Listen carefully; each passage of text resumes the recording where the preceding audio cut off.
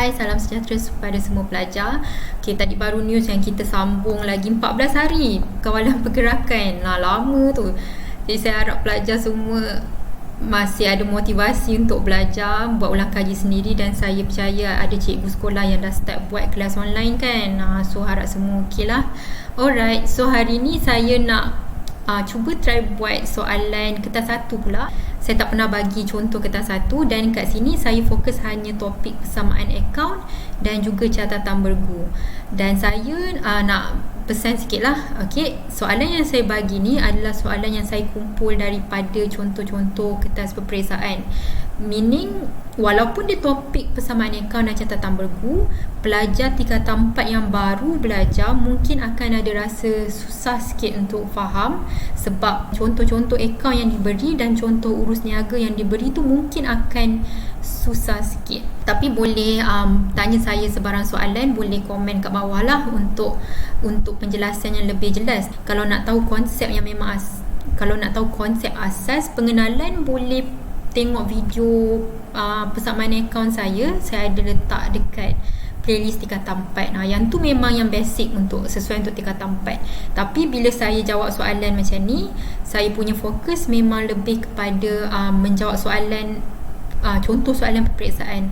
So dari segi konsep, saya akan go through by ikut soalan tu. Okay, saya tak akan go through lagi secara detail lah dari segi konsep. Bergantung kepada soalan yang kita buat, saya akan explain konsep kat situ.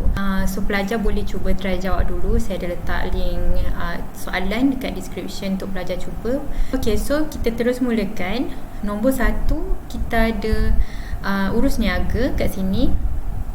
Membayar hutang kepada pembekal buku Sina RM8,500 dengan cek dan menerima diskaun RM200. Okey, lepas tu kalau tengok jawapan dia, okay, saya terus tengok kat jawapan. Ni antara cara untuk kita jawab kertas satu lah. Okay, kita tengok jawapan, dia ada bagi 3 kesan.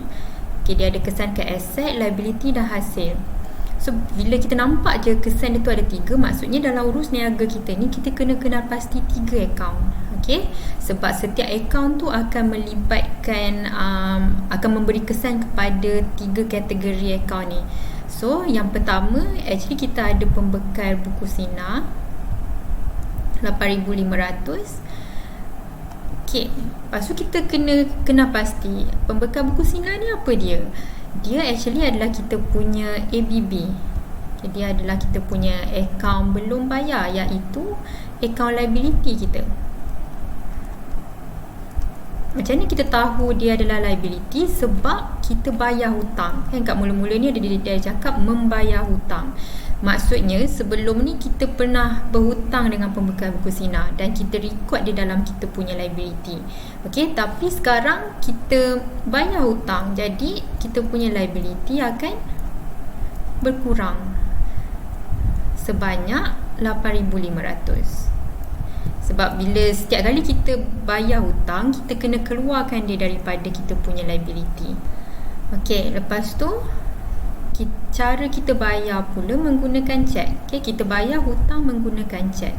Cek ni merujuk kepada duit kita dalam bank.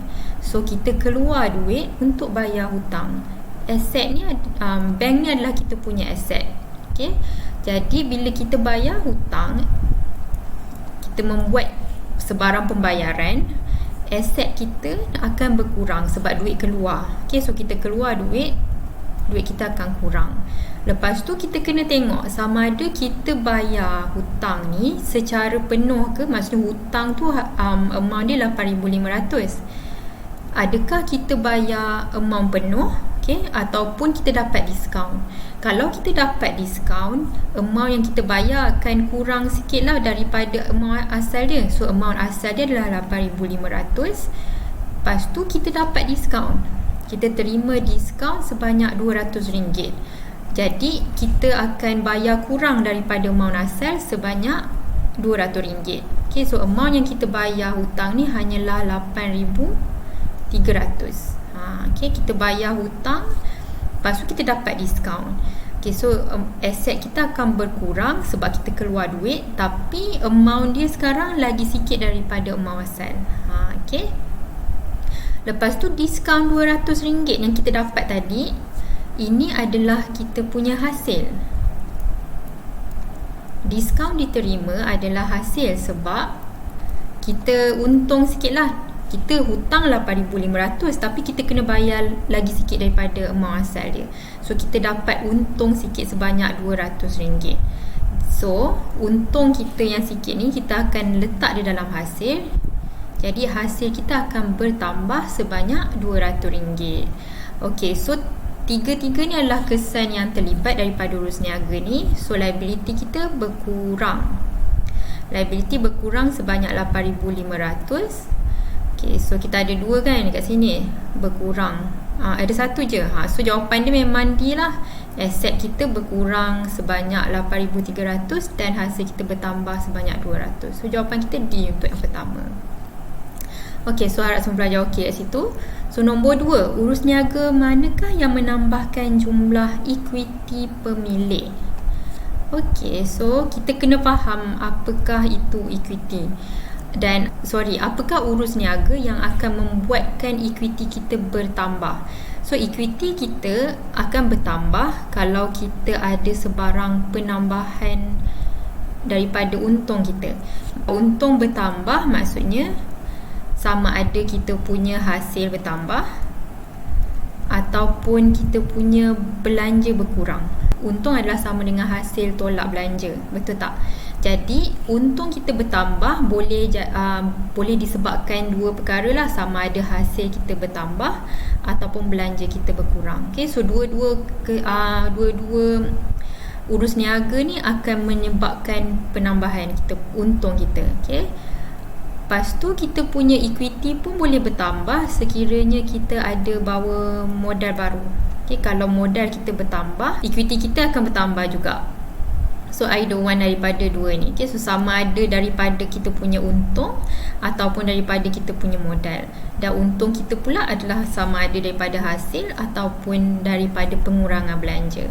So kita kena find out lah daripada keempat-empat ni mana satu yang melibatkan salah satu daripada tiga kesan ni. Okay, tiga urus niaga ni. So yang pertama, menerima diskaun. So terima diskaun mean diskaun diterima. So diskaun diterima adalah hasil kita dapat diskaun. Ni macam yang contoh soalan 1. Okay, diskaun yang kita terima adalah hasil. So hasil kita bertambah. Jadi hasil bertambah, ada kat sini kan.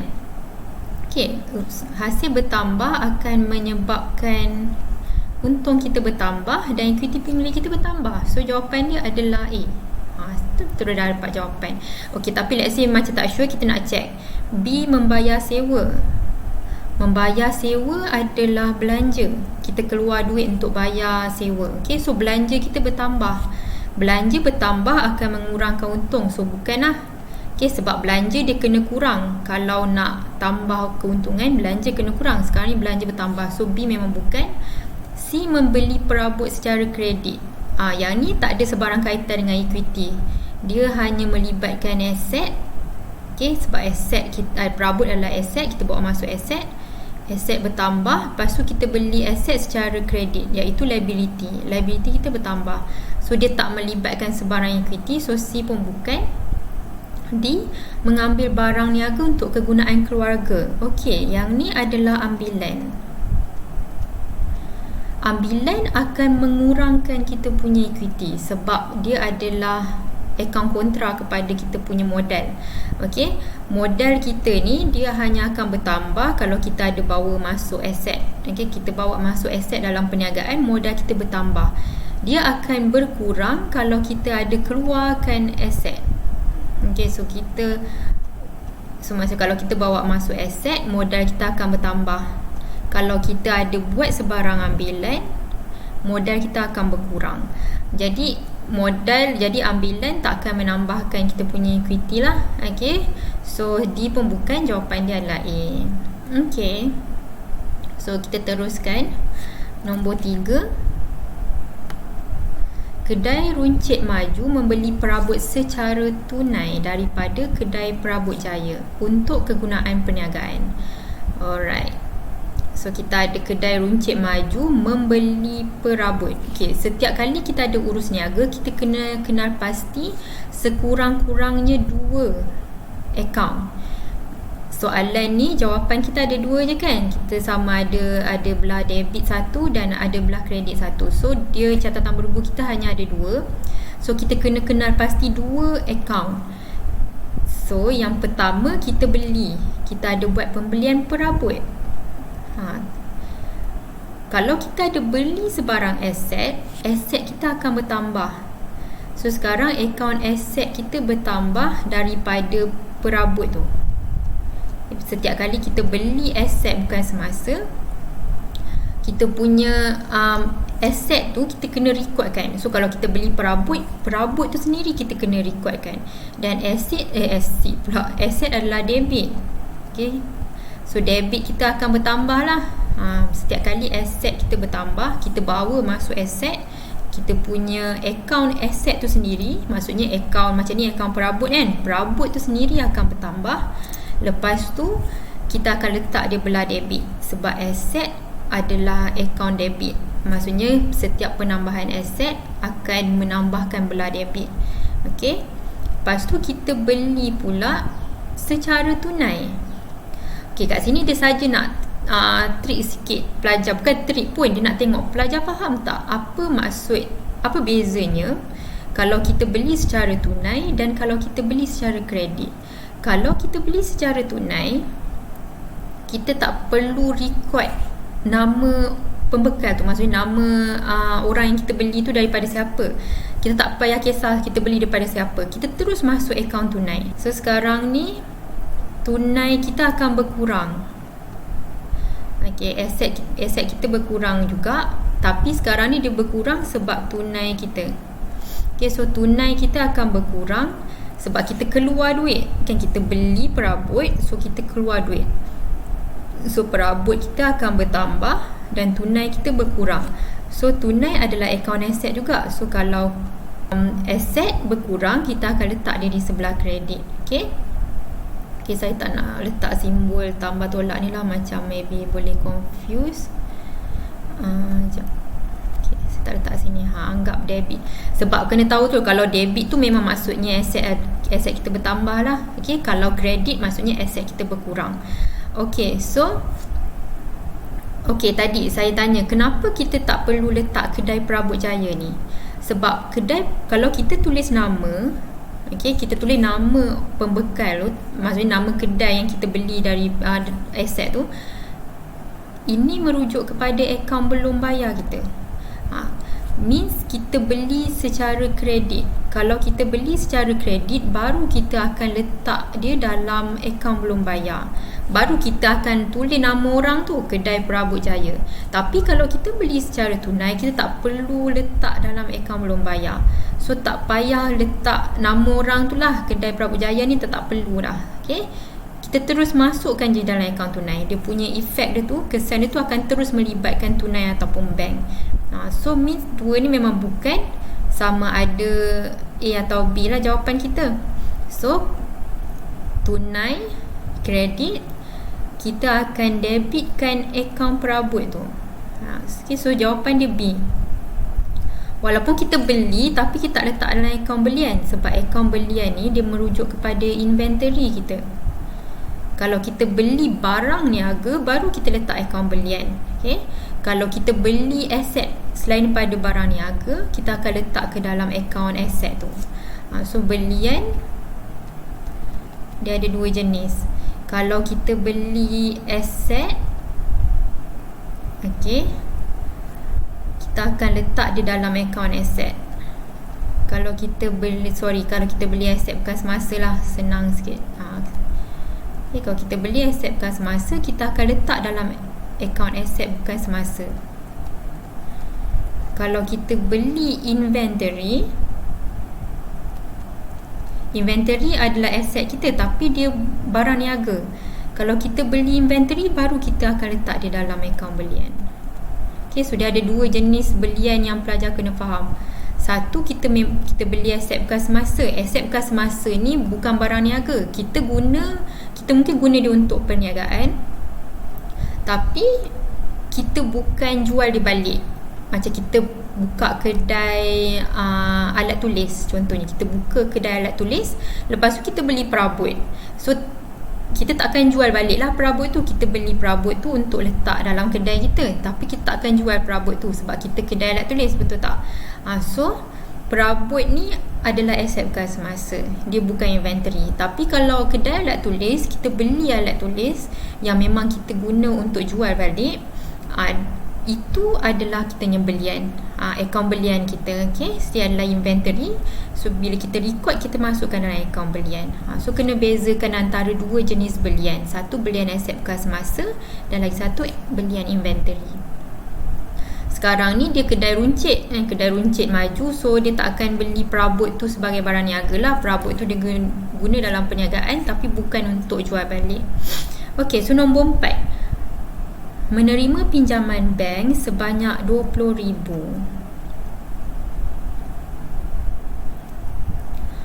Alright, so dia ada dua catatan. Satu, pinjaman bank. Okay, yang ni simple. Pinjaman bank kita tahu dia adalah liability. Dan liability, setiap kali kita dapat je pinjaman, liability kita akan bertambah. Okay, so bila liability bertambah, kita akan letak dia di sebelah kredit. So liability belah kredit. Lepas tu kita dapat sebanyak RM20,000. Kita dapat duit lah sebab kita buat pinjaman, sebab kita nak dapat duit kan. So bank akan bagi kita duit. Dan bank kalau dia bagi duit, kita akan terus debitkan dalam kita punya akaun bank lah. Kita masukkan dalam akaun bank kita. So bank akan bertambah daripada duit pinjaman yang kita dapat tadi sebanyak amount RM20,000 tu. Okay, so bank akan debit, kita punya pinjaman bank akan kredit. So kredit pinjaman bank dan kita debitkan akaun bank. Okay, kita dapat duit masuk, debit. Lepas tu liability bertambah, kredit. Okay, so tu nombor 4. Nombor 5, Encik Wang telah membawa masuk komputer peribadi. So Encik Wang membawa masuk komputer peribadi untuk kegunaan perniagaan. Alright, Encik Wang. So Encik Wang ni adalah pemilik. Lepas tu dia bawa komputer peribadi, hak milik dia lah. Okay, so ni adalah hak milik pemilik. Dan dia bawa tu untuk kegunaan perniagaan. So ni merujuk kepada modal. Okay, pemilik membawa masuk modal ke dalam perniagaan. So modal kita akan bertambah. Dan modal pula adalah akaun kredit. Okay, dia duduk kat belah kredit, persamaan akaun kita untuk kegunaan perniagaan. Jadi komputer akan bertambah sebab kita bawa masuk komputer kan. Lepas tu kita punya akaun modal akan bertambah juga. So antara semua ni kita ada lengkapan modal. Okay, so kita ada modal. So memang dua ni. Adakah kita nak namakan yang lagi satu, maksud komputer tu kita namakan dia sebagai lengkapan ke alatan pejabat? Kita akan namakan dia sebagai alatan pejabat. Okay, komputer, apa lagi yang kita boleh ada, laptop, printer, ni semua adalah contoh alatan pejabat. Kalau macam aircon, barang elektrik, kipas ke, yang tu contoh lengkapan. Alatan pejabat dia lebih kepada benda yang macam kalau kita masuk office kan, kita akan guna benda tu untuk buat kerja-kerja office. Okay, tu adalah alatan pejabat. Okay, so nombor 6, Salma menjelaskan hutang sebanyak RM1,000 kepada pembekal Izam dengan cek selepas mengambil kira tunai. Okey, yang ni lebih kurang macam soalan nombor 1 tadi. Jelaskan hutang RM1,000 kepada pembekal menggunakan cek. Okey, lepas tu kita dapat diskaun. Alright, RM1,000 ni tak apa, dia tak perlu. Okey, yang ni senang sikit sebab dia tak payah kira kita dah bayar berapa, amount full tu berapa, semua tak. Kita cuma kena kenal pasti akaun terlibat je. So sekarang ni kita punya liability akan berkurang. Okay, so pembekal Izam ni adalah liability. So kita akan liability kita akan berkurang. So bila liability berkurang akan letak sebelah debit. Liability bertambah belah kredit, liability berkurang sebelah debit. Lepas tu cek adalah duit yang kita gunakan untuk bayar hutang. Sekarang ni cek adalah aset. So aset kita berkurang jugalah sebab kita guna untuk bayar hutang kan. So bila aset berkurang, kita akan letak dia sebelah kredit. Dan cek ni adalah kita punya bank. So bank. So kena pasti dua benda. Kita kena tahu yang cek ni adalah aset, lepas tu kita panggil dia sebagai bank. So dia adalah account bank.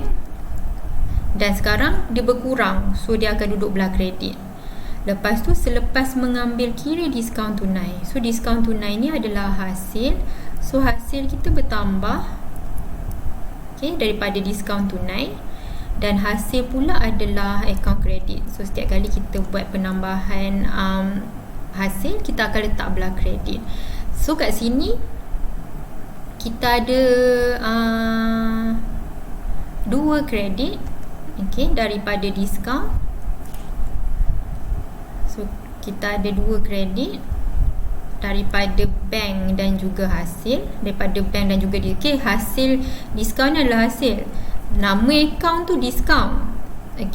Kategori akaun dia adalah hasil. So kita akan kredit bank dan diskaun. Dia ada satu je lah, jawapan dia D.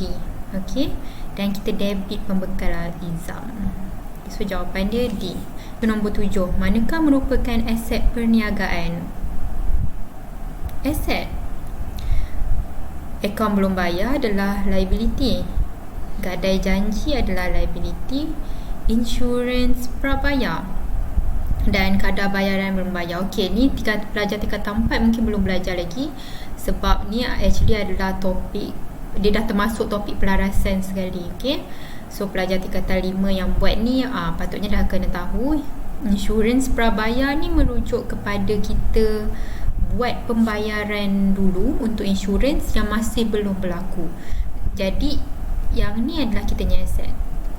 Kadar bayaran belum bayar adalah liability. Dia sama konsep macam akaun belum bayar lah. Maksudnya kita guna dulu, macam kita elektrik kan, kita guna dulu elektrik, hujung bulan baru kita bayar bil. So kita dapat bil, kita masih belum bayar dia lagi. So itu adalah akaun belum bayar untuk belanja kita. So dia adalah liability. So jawapan dia adalah C. Aset insurans prabayar. Nombor 8. Encik Ali mengambil barang niaga bernilai RM100 daripada perniagaannya untuk kegunaan peribadi. Ambil barang niaga bernilai RM100 untuk kegunaan peribadi.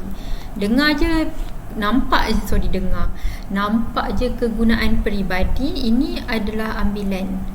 Kita bawa keluar aset. Bila pemilik membawa keluar aset, kita punya record kita adalah dalam akaun ambilan, dan ambilan adalah akaun kontra kepada equity. So dia debit lah. Akaun equity kredit kan, so ambilan debit. So ambilan akan bertambah. So jawapan kita sama ada B atau C. Dan dia ambil barang niaga. Barang niaga ni adalah lagi satu jenis akaun yang pelajar kena pay attention, sebab dia melibatkan akaun khas. Barang niaga adalah merujuk kepada kita punya inventory. Barang niaga, barang yang kita beli untuk kita jual balik. So inventory ni bila kita beli dia, maksudnya bila bertambah, dia akan masuk akaun belian. So bila kita bawa keluar, bila pemilik bawa keluar, kita kena keluarkan dia balik dari akaun belian. So dia akan menambahkan atau mengurangkan akaun belian kita, sebab asal dia bila kita beli, kita terus masuk di dalam akaun belian. So kena pay attention kat situ. Walaupun dia yang ni akaun lah, akaun. Walaupun dia inventory, tapi kita record di dalam akaun belian masa kita beli. Lepas tu bila keluarkan, kita kena keluarkan daripada akaun belian. kat situ maybe boleh confuse sikit.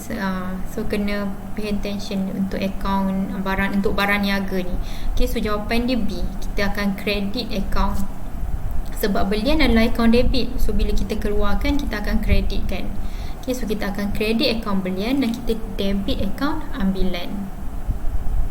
So jawapan dia adalah B.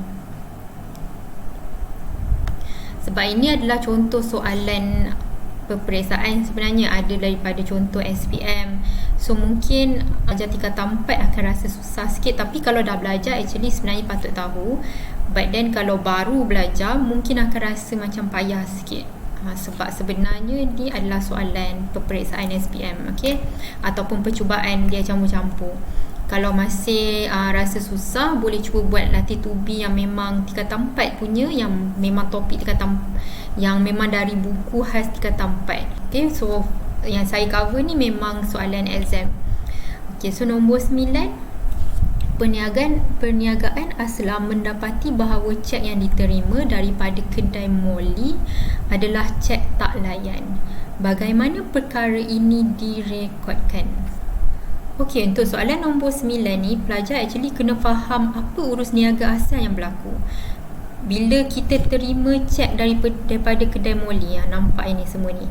Yang ni sebenarnya merujuk kepada urus niaga apa? Bila dah kenal pasti yang asal dia tu apa benda, baru kita boleh buat untuk cek tak layan. Sebab cek tak layan ni adalah catatan pembetulan sebenarnya. Okay, so ni bila kita ada cek tak layan ni, sebenarnya kita nak betulkan record balik. Kita nak kena betulkan record kita. So kalau kita ada record yang kita nak betulkan, maksudnya kita kena tahulah asal dia macam mana, betul tak?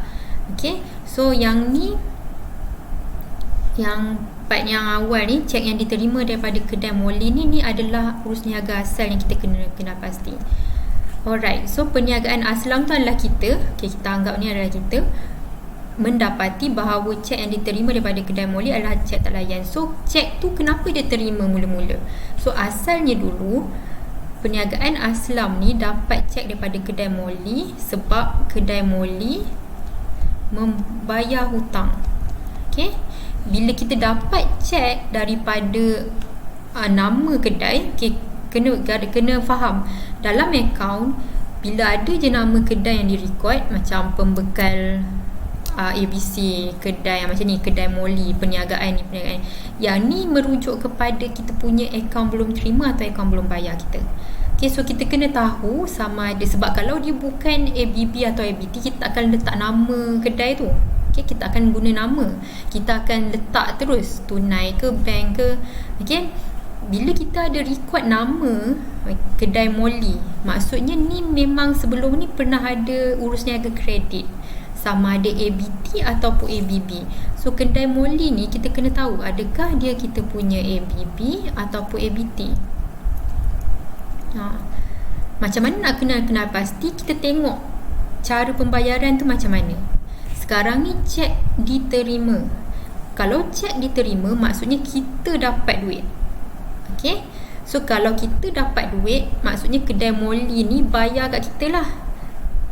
Harap pelajar faham kat sini. Okay, so bila kedai Molly bayar pada kita, means kedai Molly ni adalah ABT kita, akaun belum terima kita. Dia bukan akaun belum bayar, sebab dia bayar hutang, dia bayar kepada kita. Okay, dan the only reason, hanya salah satu sebab je lah kenapa dia bayar kepada kita, mestilah dia bayar hutang. Okay, so tu yang dia uji sama ada pelajar faham tak apa maksud cek yang diterima daripada kedai Molly. Sebab ni adalah urus niaga asal dia. Okay, so asalnya dia merujuk kepada kedai Molly, iaitu kita punya ABT, akaun belum terima kita, membuat pembayaran ataupun menjelaskan hutang. Okay, so bila dia jelaskan hutang, apa yang kita akan buat? Kita akan debitkan akaun bank. Sebab kita dapat duit, kita ni perniagaan Aslam okay, kita dapat duit, so bank kita akan bertambah. So kita debit ke bank dan kita akan kreditkan kedai Molly. Kenapa? Sebab bila dia jelaskan hutang, ABT kita akan berkurang. kita akan keluarkan rekod kedai Molly daripada ABT kita. Okay, so sebab tu kita kreditkan akaun belum terima. So ini adalah catatan asal kita. Kita debit akaun bank dan kita kredit kedai Molly. Tapi sekarang apa yang berlaku, cek yang kita dapat daripada kedai Molly tu, okay, daripada hutang yang dia jelaskan sebelum ni, okay, kita punya rekod dalam bank kita ni sekarang ni sebenarnya tak berlaku lagi. Sebab cek tu tak laku, cek tu tak dilayan. So kita kena betulkan balik lah. So kita kena keluarkanlah dia balik daripada akaun bank kita. Okay, jadi yang pada akaun bank ni kita kena kreditkan dia semula. Sebab mula-mula kita ingatkan kita dapat duit kan, so kita debit. Sekarang ni kita tahu yang rupanya tak dapat lagi duit sebab cek tu tak laku. Cek yang Molly bagi kita tu adalah cek yang tidak laku. So kita kena keluarkan balik daripada akaun bank, dan kedai Molly tadi masuk balik dalam dia punya record ABT. Okay, so kedai Molly kita kena record dia semula sebagai kita punya ABT sebab sekarang ni dia belum bayar hutang lagi lah. Sebab duit yang dia bagi kita tu tak laku. So dia masih lagi kita punya ABT. So kita masukkan dia semula dalam akaun ABT. So ini adalah catatan yang jawapan kita. Okay, untuk jawapan kita. So kita kena kredit bank, kita debit kedai Molly dan kita kreditkan bank. So jawapan dia adalah B. Alright. So nombor 9 ni kena fikir 2 langkah ke belakang. Kena fikir sikit dulu sebelum kita tengok yang asal, yang betul dia apa dia. Okay, so kita kena pasti urus niaga asal dulu. Alright, so nombor 10. So saya akan stop sampai nombor 10 dan kita akan sambung dalam video yang seterusnya. So nombor 10, pulangan jualan RM50. Apakah kesan urus niaga tersebut terhadap persamaan perakaunan? Nombor 10 ni dia nampak simple, tapi dia ada uji pelajar 2 perkara. Satu adalah untuk tengok jawapan yang diberi, pilihan jawapan yang diberi, dan yang kedua adalah untuk faham konsep pulangan jualan tu sendiri. Okey, kat sini pulangan jualan. Kadang soalan kertas 1 ni dia nampak simple kan, tapi dia boleh ada trik sikit. Janji kita faham konsep dan kita maintain pada konsep yang kita faham tu, patutnya kita boleh buat. Okay, so jangan confuse dan cuba cari jalan keluar yang lain. Dia tak akan lari daripada konsep asal dia. Okay, pulangan jualan ni dia boleh merujuk kepada 2 jenis jualan. Okay, so pulangan jualan asal dia datang daripada jualan. Dan untuk jualan, kita boleh ada jualan kredit dan juga jualan tunai. Okay, kita takkan ada pulangan jualan selagi kita tak ada jualan. So kita kena ada jualan dulu baru kita mungkin ada pulangan. Sebab macam mana orang tu nak pulangkan balik barang yang dia dah beli kalau kita tak pernah jual barang kat dia, betul tak? So mesti kena ada jualan yang pernah berlaku dulu, barulah mungkin kita boleh ada pulangan jualan. Dan kita kena faham jualan dia ada 2 bentuk, sama ada jualan kredit ataupun jualan tunai. Kalau jualan kredit, dia akan melibatkan kitanya ABT. Bila kita jual barang secara kredit, ABT kita akan bertambah. Tapi bila berlaku sebarang pulangan jualan, ABT kita akan berkurang. Okey. Sekarang ni nombor 10 ni dia tak cakap sama ada pulangan jualan ni melibatkan jualan tunai ke jualan kredit. Kalau jualan kredit, yes, dia akan ada efek terhadap ABT. So mungkin jawapan kita yang ada berkaitan dengan ABT tu ada kaitan dengan dia. Tapi kat sini, kalau tengok jawapan dia, akaun belum terima dia ada tulis bertambah. Sebenarnya dia letak C ni nak trik pelajar. Dia nak tengok pelajar laju sangat tak pilih C. Sebab C tu nampak macam berkaitan dengan dia kan. Sebab kita kadang-kadang dah terlalu biasa, bila kita nampak je jualan, pulangan jualan, kita teringat ABT terus. Sebab dalam ABT ada pulangan, betul tak? Okay, tapi kena ingat jualan ni dia ada 2 jenis. Dia boleh jadi jualan kredit, dia boleh jadi jualan tunai. Kalau dia jualan kredit, baru dia akan efek ABT. Barulah jawapan yang ada ABT tu mungkin ada kaitan dengan kita. Tapi dengan syarat jawapan untuk ABT tu kena berkurang jugalah. Sebab patutnya ABT kita akan berkurang bila kita ada pulangan jualan kredit.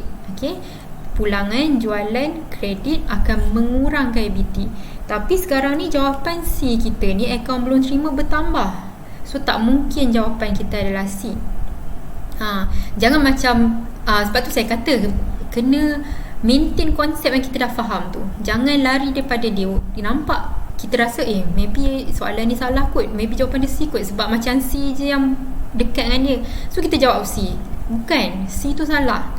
So means kita tak boleh ikut langkah yang pertama ni, konsep yang pertama ni. So kita kena assume yang pulangan jualan ni kita tak tahu sama ada dia kredit ke tunai. Dia hanyalah pulangan jualan. Okay, dan faham bila pulangan jualan ni, so kita tengok route yang lagi satu, maksudnya langkah yang lagi satu. Setiap kali, maksud saya kesan yang berlaku setiap kali kita ada pulangan jualan. Okay, pulangan jualan ni merujuk kepada pulangan masuk. Pernah dengar kan nama lain untuk pulangan jualan adalah pulangan masuk. So kalau pulangan masuk, maksudnya inventory kita akan masuk semula. Sebab apa? Sebab orang yang beli barang pada kita, sekarang dia pulangkan barang. Okay, dia pulangkan semula barang. So inventory kita sekarang akan bertambah semula. Pulangan jualan, dia nama lain bagi pulangan jualan adalah pulangan masuk. Masuk ni merujuk kepada inventory yang masuk semula sebab orang tu pulangkan barang. Okay, so inventory kita bertambah. So jawapan kita adalah A. Inventory bertambah sebanyak RM50. Saya harap pelajar tak confuse sebab saya assume pelajar dah faham dari segi konsep dan saya hanya remind balik je konsep untuk jawab soalan ni. Okay? Kalau memang nak tengok konsep sahaja, boleh tengok video saya yang memang penerangan konsep. Okay? Bila saya masuk soalan-soalan contoh macam ni, memang saya akan go through konsep tu secara ringkas bergantung kepada soalan. Kalau nak tahu lebih lanjut, boleh komen dan saya akan cuba jelaskan dengan lebih lanjut lah dalam komen. Okay, itu sahaja. Saya akan sambung. Kita actually sebenarnya dalam soalan yang saya bagi dekat link tu ada sambungan untuk bahagian ledger, tapi saya stop dekat catatan berguna dulu dan saya akan continue dalam video seterusnya. Bye. Assalamualaikum.